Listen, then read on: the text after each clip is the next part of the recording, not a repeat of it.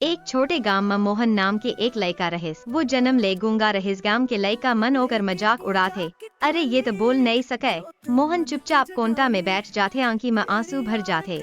हर दिन मोहन मंदिर जाते, माँ दुर्गा के मूर्ति के सामने बैठ जाते। वो कुछ बोल नहीं सके।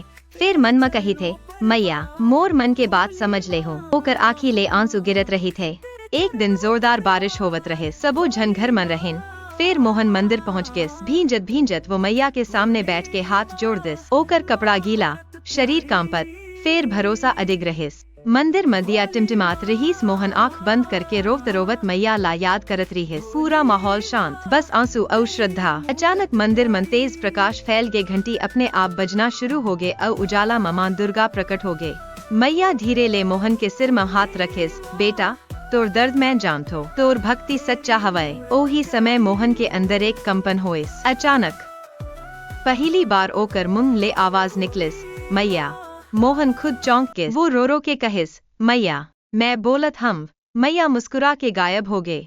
दूसर दिन पूरा गांव हैरान। अरे मोहन बोलत है, जौन लइका मन मजाक उड़ावत रहेन वो अब माफी मांगत है। गांव में भजन कीर्तन शुरू हो जाते।